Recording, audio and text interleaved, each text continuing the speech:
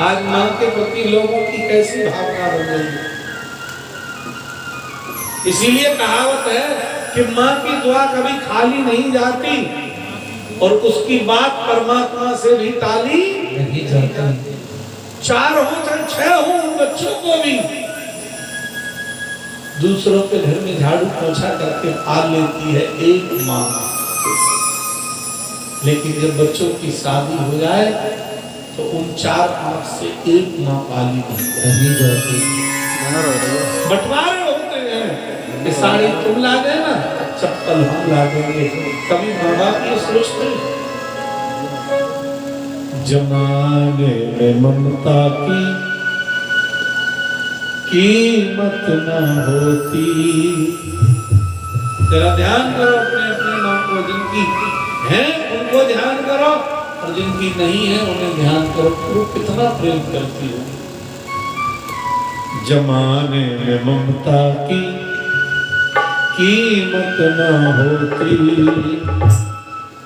अगर माँ न होती, अगर माँ न होती।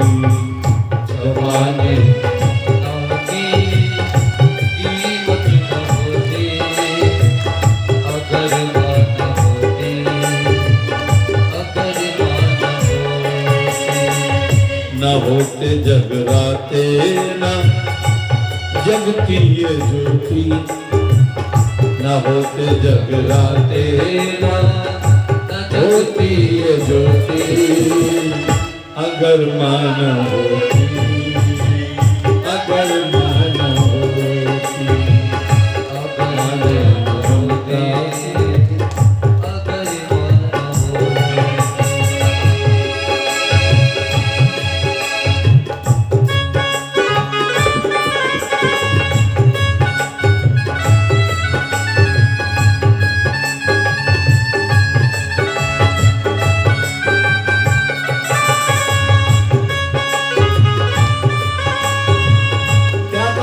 ध्यान से सुनेंगे। 9 मास अपने उदर में झुलाया, लगाकर कलेजे से आंचल पिलाया। 9 मास अपने उदर में झुलाया, वो लगाकर कलेजे से आंचल पिलाया। और ध्यान देने की बात क्या है?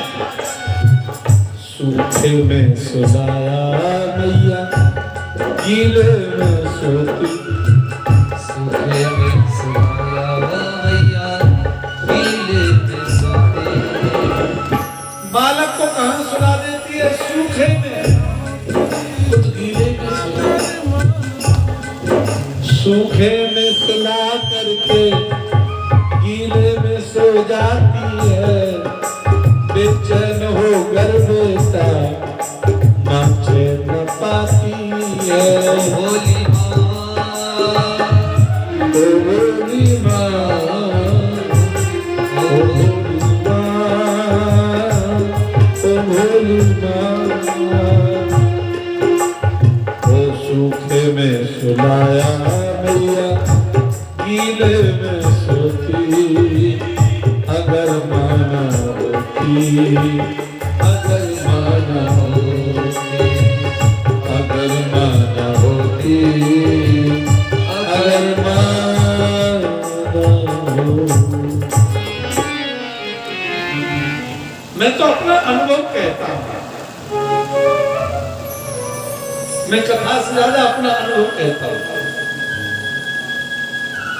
बालक बीमार हो तो माँ को बिठाया जाता है, पूरी रात हाथ ना ही जाए पकड़ के बैठा, कोई नहीं बैठता। कौन बैठती है? माँ। पूरी रात हाथ पकड़े बैठी रहे। दूसरों को क्या कहा? आज वही दृश्य सामने है। जब माता जी बीमार हुई तो कहा इनको पकड़े बैठा, और रात में जब आँख खुली उनकी 11 साढ़े 11, हमको झपकी आ गई। जब झपकी आई ना तो बीमार माता जी उठकर बैठ गई, थोड़ी देर कुछ सो। मैंने तुम्हें कौन देखेगा? तो कह रही है मैं देख रही, कोई चिंता नहीं। और मैं सो गया। और जब मैं सो गया तो वहां डॉक्टर आया, बोले बीमार आप हैं कि ये? तो हाथ जोड़कर बोली बहुत नींद लगी थी और इसकी नींद को मैं बर्दाश्त नहीं कर पाई, इसलिए सुला दिया। इसी में जब पूरे दिन का थका। तो मैं आपसे निवेदन करूं, माँ की जैसी करुणा कहाँ मिलेगी? माँ के जैसा प्रेम इस दुनिया में दोबारा फिर नहीं मिलता। उसके अंदर की जो करुणा बात समझे। तो एक माँ ने अपने बेटे के लिए अपनी आंख दे दी। बेटा बाहर पढ़ने चला गया, माँ के पास नहीं आता, कभी नहीं आया। उससे मिलने इसलिए नहीं आता था कि उसकी एक आंख नहीं है। माँ तो कैसी भी है, अपने बालक को उतना ही प्रेम करती है और सबकी मां करती है। बड़ा हुआ, बहुत बड़ा आदमी बन गया, मां को घर छोड़ गया गांव में, खुद चला गया शहर, विवाह कर लिया, आराम से रह रहा था। बूढ़ी माँ जिद करके शहर गई, दरवाजा खटखटाया, बहू निकली, वो नहीं जानती थी मेरी सास है। दरवाजा खटखटाते उसने कहा बुढ़िया क्यों खड़ी है? उस बूढ़ी माँ ने कहा बेटे से मिलने आए, अभी जाओ ड्यूटी का टाइम बन के। तुम बिल्कुल सामने दरवाजे पर खड़ी हो गई, पूरा दिन खराब हो जाए, सामने जाकर अपना अपमान हुआ। और वो एक आंख अपनी छुपा कर चुपचाप चली आई, घर आ गई और एक दिन वो हुआ कि उसे कोई देखने नहीं आया और उसने शरीर छोड़ दिया। एक दिन माँ तो दिवस था, उस आदमी को बोलने का मौका मिला, तुम बोलो। उसने कहा माँ बहुत अच्छी होती है, माँ बड़ी दयालु होती है। वहां वो डॉक्टर खड़ा था, उसने कहा तुम्हारी आंख किसने दी है तुम्हें पता है? तुम्हारी माँ ने। उसने कहा मेरी आंख मेरी माँ ने दी है? बोले हाँ। क्या तुम अपनी माँ से मिलने गए? जब उसे पता लगा कि मेरी माँ ने मुझे आंख दी और आज तक मैं अपनी सुंदरता के अभिमान में अपनी माँ को देखने नहीं गया,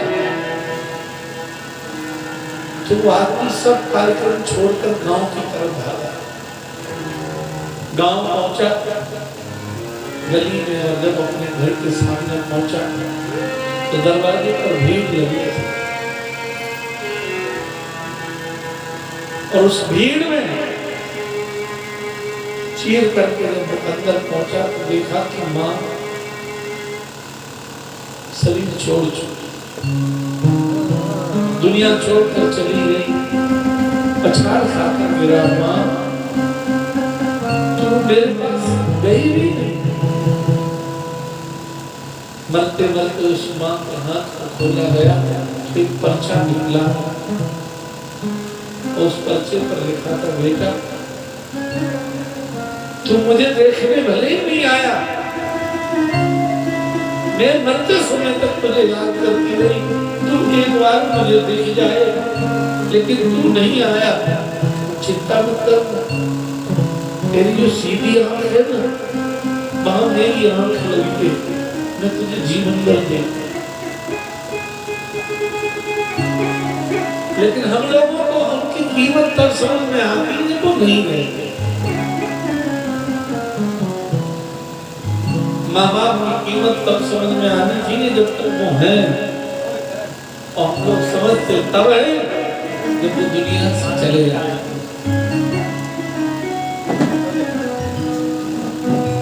कितने भी गालियां दे ले, बेटा कितना भी मार ले, लेकिन माँ कभी भी किसी अपने बालक के लिए बदला नहीं दे सकती। आज यशोदा मैया ठाकुर जी के पास बैठे, रात में मैया उठ गई, व्यवस्था करने लगी, कृष्ण सवेरे जाएंगे। कन्हैया ने करवट दी, देखा मैया नहीं है, और जब मैया नहीं है ये देखा तो कृष्ण उठकर बैठ गए, धीरे दबे पांव दूसरे कक्ष में पहुंचे तो देखा यशोदा मैया ठाकुर के कपड़े लिए बैठे रो रहे।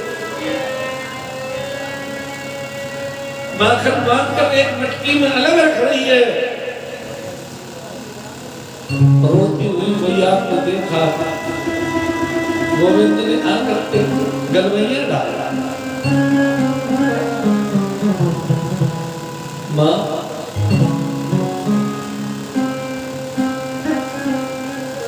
क्यों रो रही है? यशोदा ने कहा कन्हैया तुम चले जाओगे? हाँ कहा तो रहा, लेकिन तू मना कर तो मैं नहीं जाऊंगा। माँ लिपट गई, मैंने तुझे कभी छोड़ा नहीं है, तू जाएगा कहीं, माँ को कुछ कर ना दे, कुछ खिला ना दे।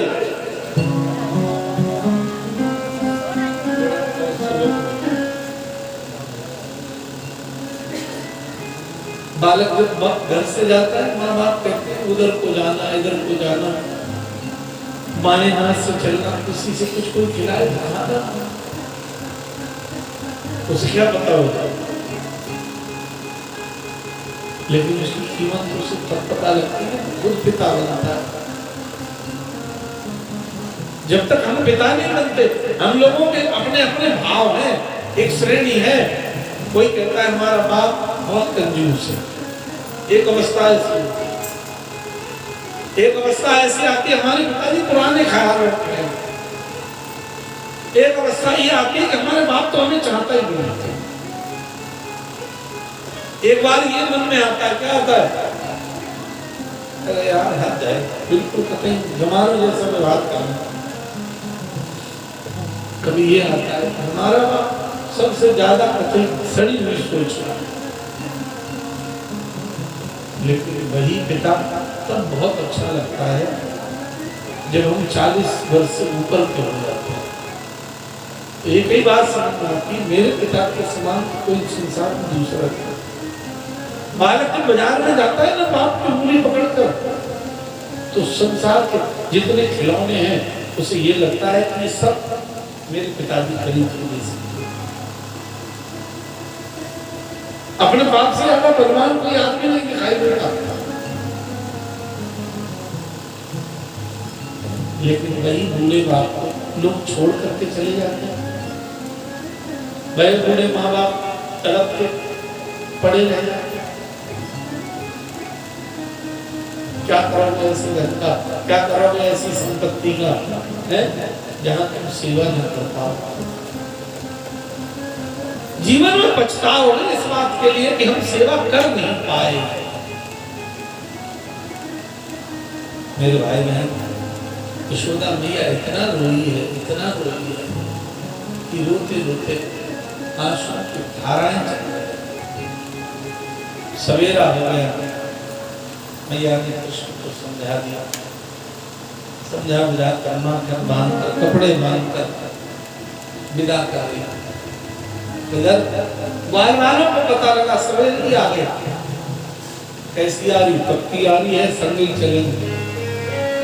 वे गोपियां जो डंडा लेकर दौड़ा करती थी पीछे पीछे मारने के लिए, वे गोपियां खड़ी होकर कह रही कन्हैया जाओ ना, तुम जाओगे तो वृंदावन सुना रह जाएगा। लेकिन भगवान को तो जाना था, भगवान चले, ग्वाल वाल चढ़ गए रथ पर, और समय के भाव में इतना कहूँ बस रथ जब चला तो माँ पछाड़ खाकर गिर पड़ी। कृष्ण कृष्ण कृष्ण दौड़ कर आए, माँ उठ, तू मना कर, मैं नहीं जाऊंगा, लेकिन ना ना जाना तो है, लेकिन आ जाऊंगा। कब तक आ जाएगा? अरे माँ तू भी इतना परेशान हो रही है, आज जा रहा हूं, वर्षों में आ जाऊंगा। उसने कहा कि वर्षों, बूढ़ी मां समझी परसों।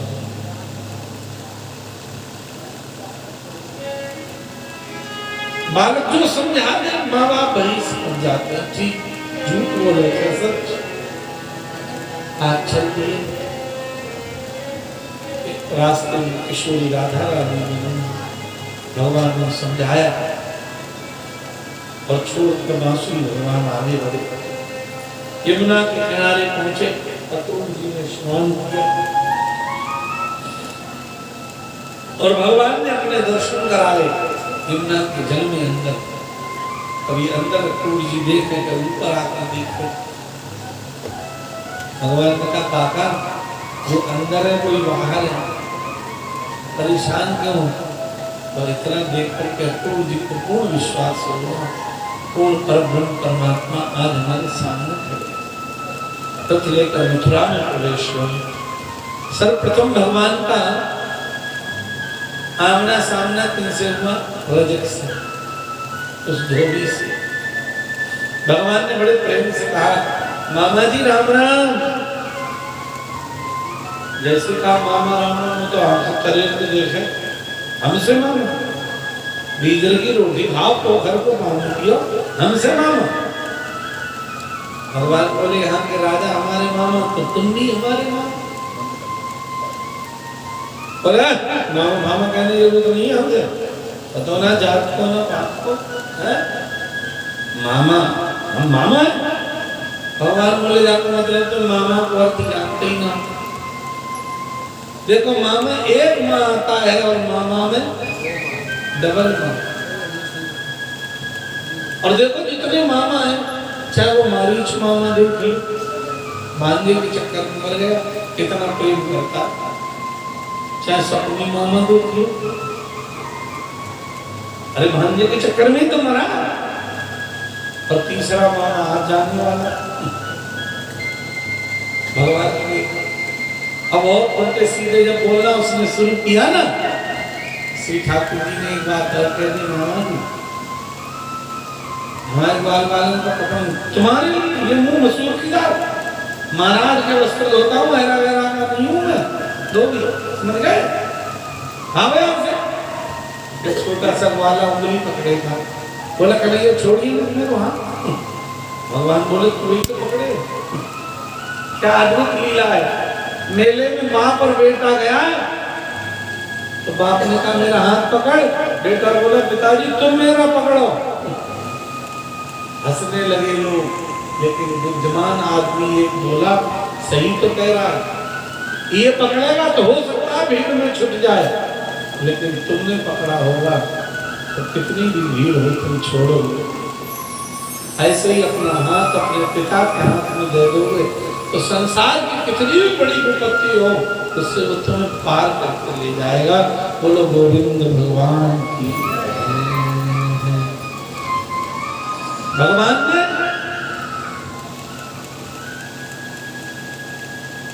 दो उंगलियां सीधी करी और खींच के मारा कान के नीचे और एक ही में गोविंदाय नमो नमः हो गए, चला गया दुनिया से। अब ग्वाल वाल लुटे कपड़ा पहनने लगा, कपड़ा कंस का पजामा, एक पजामा में 6-6 ग्वाला, कुर्ता में 8-8 और बड़े खुश हो रहे। देखो भैया बातचीत में आप लोग बहुत बात कर रहे हो दोस्तों, हम कह नहीं रहे हैं तो इसका मतलब ये नहीं। पंजाब से आए के बोले पजामा था 1-2 इंच बड़ा, तो घर में पहले श्रीमती जी से बोले सुन नहीं हो, अरे मदन लाल की माँ सुनती नहीं है, कहाँ ये जो पजामा 2 इंच बड़ा है ना काट दिया। वे अपनी भैंसिया में लग गई, तुरंत तुमने इनसे कहीं पता है बस राजेश की पत्नी से एक काम करिए 2 इंच पजामा काट दिए पापा। वो बोले ठीक, अब बड़ी बहू है तो रौब में बात करेगा। बाने जैसे मौका देखा तुरंत तो इधर बाजी को इधर हाँ जी पापा पजामा काट दिए, क्या ठीक है ललित की बहू से कह दी। अब ललित की बहू में क्यों भैया छोटी बने? बहू तो 2 नंबर पे है, मान के 3 नंबर। हाँ सुबह दिन आई, धर्मपाल की पत्नी बोली तो पकड़ लो, बोली सुनो बर्तन बाद में मांजियो, पहले पजामा 2 इंच पापा काट दिया। अच्छा बॉडी का है तो बहुत तानाशाही में आई, बोली ऐसे ही छोटी वाली काम गई। तो मदन लाल की पत्नी से बोली सुन पजामा तुम काट। मदन लाल की पत्नी बोली हमें अब तो काम ना, जो लल्ला बहुत रो रहे हो तुम्हें ही काट दो। अब सब पे बात करे। रात को बजे 10 लेटने का नंबर आया, तो भाभी जी को याद आया, जा आदमी की कमाई सब खाएंगे, पजामा खाओगे ना काट। उठाओ पजामा, यहाँ आई इतना है कि 2 इंच साफ और टांगे आई। और रात को बजे 12 और 12 बजे राजेश की पत्नी उठी और सवेरे कली से पजामा न काटो, धीरे से उतारो, ले गई अपने कमरा में और 2 इंच साफ और टांगे बाहर कत्तल धर ली अपने में। मैं ही दिखाऊंगी मैंने काटो। ललित की बहू को याद आई, हो पानी भरन के बहाने आई और धीरे से मोबाइल जला के चेक कर रही कहाँ है पजामा। जो पजामा मिलो उठाओ और मान उतर ले जाए को पलंग धरो गाड़ी के ऊपर और 2 इंच बाहू में साफ। अब नंबर 2 को रहेगा धर्मपाल की पत्नी को, वे बोली पढ़ काले नहीं समझ में ना आई, और हमारी तो बनी ना है, उते ही लग को लेंगे ऐसे माई को पजामा और उते ही ले जाए 2 इंच में साफ कर दो और उठाए के पजामा संभाल के धर आई अंदर। सवेरे 4 बजे मदन लाल जगे, बोले पापा को हम छोड़ दो, हम जान दो, ये गंगा जी जान गए, हम जान गए रुद्रपुर। तो पत्नी से बोले पजामा काट दो, ये झूठ बोली, बोली हाँ काट दो, हमने ही रख दो। जैसे मौका लगा मदन लाल की पत्नी को उठाया पजामा 2 इंच साफ। अब जब चलने का नंबर आया तो बोली हमने काटो ना हो, मतलब अब जा तो ना गई, अब काट दो। जब बोली हमने काटो ना हो, तुम नाराज ना हो, तासे हम छुट जा पहले काटो। अच्छा मदन लाल बोले पापा जल्दी ना आओ, पापा नहान पे लगे। तो मदन लाल ने मोटरसाइकिल की सीट पर रखो पजामा और 2 इंच पजामा होगा अंडरवियर से ऊंचा। और कोहरा बहुत था, ठंड के मारे भैया जी जल्दी से नहाए और भागत आए, कुर्ता पहले पहना फिर पजामा, और बोले चले, बोले चलो। जो चलने को हुए तो मदन लाल बोले पहले कोई गरम पहन लो, बोले नोच खोलो, बोले ये पजामा पहने, जो लाइट जलाई तो ये की पजामा गायब, ये पजामा तो है ही ना, अरे क्या पहनू। पल्लन से निकल के आई ललित की, वो बोली हमने तो काटो, तुमने काटो कि मैंने काटो, कि मैंने काटो, सब अपनी अपनी बात। तो भाई ऐसे करो और फिर पैंट ही पहन लो, और जब कुर्ता उतारो तो पजामा अंदर मिलो। तो कभी कभी हो जाती है गड़बड़ी, और कभी कभी जान के। आज एक दिन जब गड़बड़ी में सब वाल पजामा में अंदर फंस गए कंस के, सो एक वहां पर बैठे हुए दर्जी ने देखा और काट के कपड़े सही कर दिए। कपड़े ठीक हो गए, सब वाल पहने आगे बढ़े हैं, और आगे बढ़े हैं तो भगवान को रास्ते में कुब्जा मिल गई। 3 जगह से टेढ़ी कुब्जा, और कुब्जा को देखकर भगवान बोले ओ सुंदरी, जो कोई सुंदरी, और आंखें टेढ़ी करके बोली हमसे सुंदर है, हम टेढ़े। अच्छा अंधे आदमी से अंधा कौन बुरा तो लगेगा ही।